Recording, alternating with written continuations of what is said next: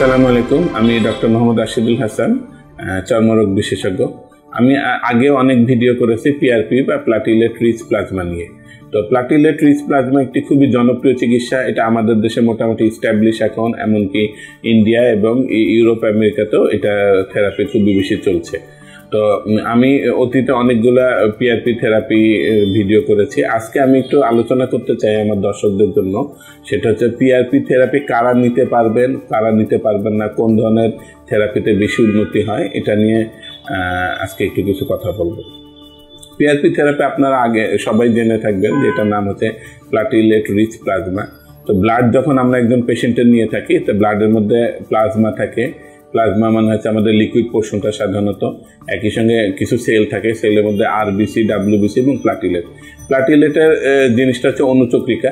আমরা যেমন এখন যেটা আমাদের এখন যে ডেঙ্গু সিজনটা চলছে, ডেঙ্গুতে যে প্রধান অ্যাটাকটা হয় সেটা প্লাটিলেট কমে যায় বা অনুচক্রিকা কমে যায়। তো প্লাটিলেটের একটা প্রধান কাজ হচ্ছে রক্ত জমাট বাঁধার ক্ষেত্রে সাহায্য করা। এছাড়া প্লাটিলেটের মধ্যে অনেক ধরনের উপাদান রয়ে গেছে, বিভিন্ন গ্রোথ ফ্যাক্টর এবং সাইটোকাইন, যেটার দ্বারা কিন্তু অনেক ধরনের আমাদের ট্রিটমেন্ট হয়ে থাকে আধুনিক সায়েন্সে। তো এই ক্ষেত্রে বিভিন্ন ধরনের স্পোর্টস ইনজুরিতে পিআরপি ব্যবহার হয়। একই সঙ্গে আমাদের বিভিন্ন অর্থোপেডিক্স, নিউরোসার্জারি, বিভিন্ন ধরনের প্লাস্টিক সার্জারিতে ব্যবহার হয়। আমরা স্কিনের ক্ষেত্রেও কিন্তু অনেক ধরনের প্লাটিলেট ব্যবহার করে থাকি পিআরপি থেরাপিটা। পিআরপি থেরাপি আসলে সেই ব্যক্তির ব্লাড থেকে নেওয়া হয়ে থাকে, যার ফলে পিআরপি থেরাপিতে আসলে খুব বেশি কোনো সাইড ইফেক্ট নাই। তো সাইড ইফেক্ট বলতে আসলে এটা সাইড ইফেক্ট আমরা বলবো না, এটা ইনজেকশন আকারে দেওয়া হয়। তো ইনজেকশন দেওয়ার সময় হালকা খুবই সামান্য পরিমাণ মাথা ব্যথা, মানে ওই আক্রান্ত জায়গায় একটু ব্যথা হতে পারে, এটাই হলো একটু সাইড ইফেক্ট। তাছাড়া পিআরপি রোগীর ক্ষেত্রে আমি কিছু সতর্কতার কথা বলবো। আমরা যারা নিয়মিত পিআরপি নেন, তারা দেখা যায় এর উপকারিতার কারণে নিয়মিত পিআরপি নিয়ে থাকেন। তো পিআরপি নেওয়ার ক্ষেত্রে আমি যারা নিয়ে থাকেন তাদেরকে কিছু কথা বলবো। যেমন হচ্ছে যে যখন পিআরপি নেবেন আপনারা চেষ্টা করবেন 2 দিনের মধ্যে কোনো NSAID গ্রুপের কোনো পেইন কিলার বা ব্যথা ওষুধ না খেতে, এবং চেষ্টা করবেন 2 সপ্তাহের মধ্যে স্টেরয়েড মানে ওরাল স্টেরয়েড বা ইনজেক্টেবল স্টেরয়েড না নিতে, স্টেরয়েড জাতীয় উপাদানও না নেওয়া। এবং সাধারণত জ্বরের রোগীরা পিআরপি নেবেন না। এছাড়া যদি অনেক সময় দেখা যায় কোনো বিভিন্ন ধরনের হিমোলিম্ফয়েড কার্সিনোমা বা ক্যান্সার যাদের থাকে, তারা পিআরপি নেওয়ার ক্ষেত্রে সচেতনতা অবলম্বন করবেন।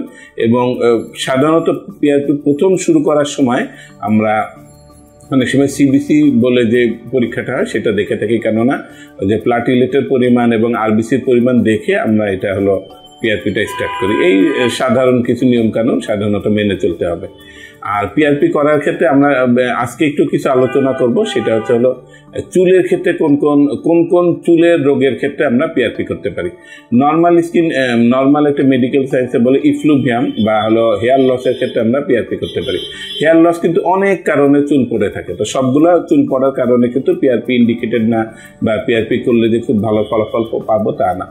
যেমন আপনারা সবাই জেনে থাকবেন যে এটাকে আমরা অ্যান্ড্রোজেনেটিক অ্যালোপেশিয়া বলি, যেটা ছেলেদের ক্ষেত্রে হলে আমরা বলি মেল প্যাটার্ন হেয়ার লস, মেয়েদের ক্ষেত্রে বলি ফিমেল প্যাটার্ন হেয়ার লস।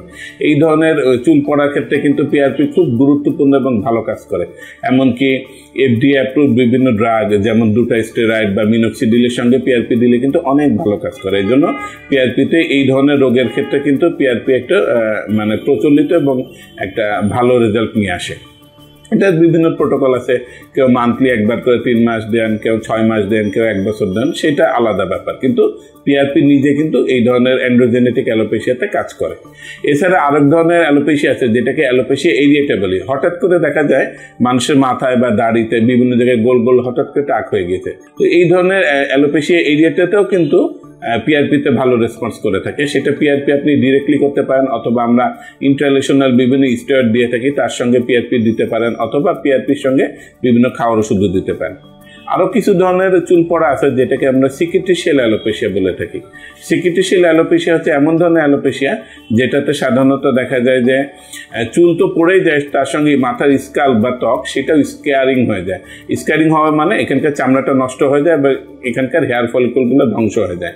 তো এই ধরনের চুল পড়াতেও কিন্তু ইদানিং গবেষণাতে যেমন লাইকেন প্ল্যানোপাইলারিস, সিকিট্রিশিয়াল অ্যালোপেশিয়া, বা ফ্রন্টাল ফাইব্রোসিং অ্যালোপেশিয়া, এইসব বিভিন্ন অ্যালোপেশিয়াতে কিন্তু পিআরপিতে বেশ ভালো রেজাল্ট নিয়ে আসছে। যেটা অতীতে বলা হচ্ছিল যে এই ধরনের সিকেটিশিয়াল অ্যালোপেশিয়া বা চুলে হেয়ার ফলিকল নষ্ট হয়ে যায় যেসব জায়গাতে, সেই সব জায়গাতে কোনো চিকিৎসা কার্যকর না, এইসব জায়গাতে কিন্তু পিআরপি ভালো কাজ করে। এবং আরেকটি গুরুত্বপূর্ণ ব্যাপার, যাদের ক্ষেত্রে মাথার চুল প্রায় নাই হয়ে গেছে তাদের ক্ষেত্রে আমরা যখন হেয়ার ট্রান্সপ্লান্টেশন করতে বলি, তো হেয়ার ট্রান্সপ্লান্টেশনের আগে পরে এবং কি ডিউরিং হেয়ার ট্রান্সপ্লান্টেশন মানে পিআরপি করাটা কিন্তু খুবই ভালো রেজাল্ট নিয়ে আসে। এবং বিভিন্ন গবেষণায় প্রমাণিত যে শুধুমাত্র হেয়ার ট্রান্সপ্লান্ট করা আর হেয়ার ট্রান্সপ্লান্টের সঙ্গে পিআরপিটা একটা অ্যাডজুভেন্ট থেরাপি হিসেবে দিলে অনেক বেশি ভালো পরিমাণে পিআরপি দ্বারা ভালো পরিমাণে চুল গজিয়ে থাকে।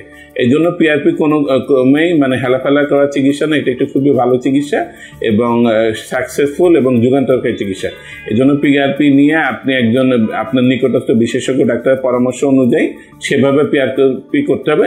চুল পড়ে যাওয়া মাত্রই কিন্তু পিআরপি দ্বারা চিকিৎসা নয়। ধন্যবাদ।